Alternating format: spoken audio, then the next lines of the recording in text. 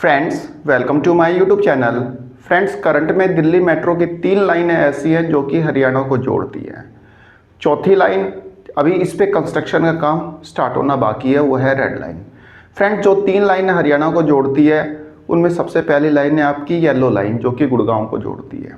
दूसरी लाइन है आपकी वायलेट लाइन जो कि बल्लभगढ़ फरीदाबाद को जोड़ती है। तीसरी लाइन है हमारी ग्रीन लाइन जो कि बहादुरगढ़ को जोड़ती है। और चौथी लाइन है हमारी रेड लाइन यानी कि नरेला लाइन जो कि कुंडली को कनेक्ट करेगी, कुंडली नाथोपुर को। ये भी हरियाणा में ही है। इस पे अभी कंस्ट्रक्शन का काम स्टार्ट होना बाकी है, अप्रूवल इसका मिल चुका है। फ्रेंड्स, बात करें ग्रीन लाइन की। ग्रीन लाइन जो कि ऑपरेट हो रही है बहादुरगढ़ के brigadier Hoshiyar Singh metro station से लेके कीर्ति नगर इंद्रलोक तक। फ्रेंड्स, इस लाइन के एक्सटेंशन की प्लानिंग चल रही है। प्लानिंग तो 2023-24 का जब बजट पेश हुआ था हरियाणा का, तभी बात कह दी गई थी कि हाँ भाई इसको हम एक्सटेंड करेंगे असोदा तक। तो जब हरियाणा सरकार के द्वारा 2023-24 का बजट पेश किया गया था तो उस समय घोषणा हुई थी कि भाई इसको एक्सटेंड किया जाएगा असोदा तक। तो इस घोषणा के बाद HMRTC ने इस रूट पर सर्वे करवाया। भाई सर्वे किस चीज़ का करवाया? सर्वे कराया राइडरशिप सर्वे कि मतलब यदि मेट्रो इस रूट पे चलाई जाती है बहादुरगढ़ से आगे असोदा तक तो कितनी राइडरशिप मिलेगी, कितने लोग मतलब कितने यात्री रोज के रहेंगे। तो सर्वे में पाया गया कि 50,000 यात्रियों को इसका सीधा लाभ मिलेगा।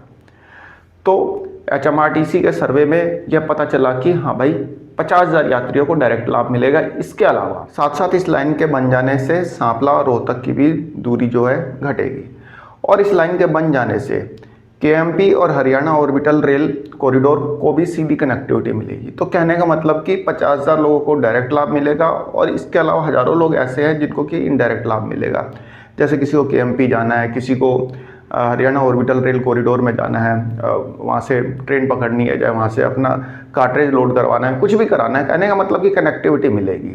तो राइडरशिप सर्वे में ये निकल के सामने आई बात। इसके बाद एक प्राइवेट एजेंसी से इस रूट का फिजिकल सर्वे करवाया गया। तो फिजिकल सर्वे कराने के बाद अब HMRTC इस रूट की DPR तैयार करवा रहा है। और जैसा कि मीडिया न्यूज़ से जानकारी मिल पा रही है कि इस रूट की DPR अगले 1-1.5 महीने में तैयार हो जाएगी। देन उसके बाद आगे का प्रोसेस स्टार्ट किया जाएगा। फ्रेंड्स, HMRTC के द्वारा कराए गए सर्वे में जो मेट्रो रूट बनना है, जो मेट्रो बननी है, उसके जो स्टेशंस बनने हैं उसके लिए लैंड जो है मार्क कर ली गई है।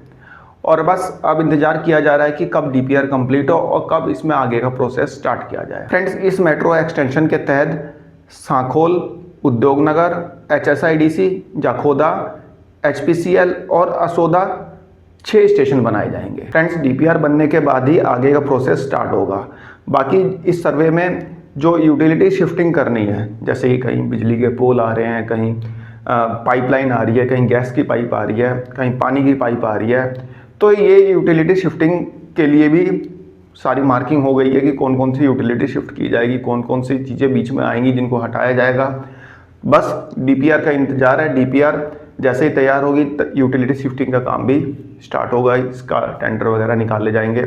ऐसा नहीं है कि इस मेट्रो के अप्रूवल के बाद ही यूटिलिटी शिफ्टिंग का काम स्टार्ट होगा।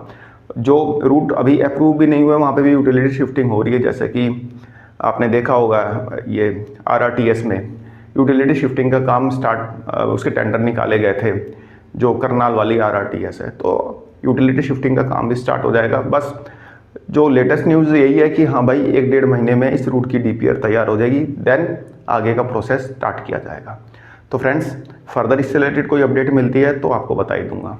फिलहाल मेरी तरफ से एक छोटी सी इन्फॉर्मेशन थी। आई होप आपको पसंद आई होगी। धन्यवाद, नमस्कार।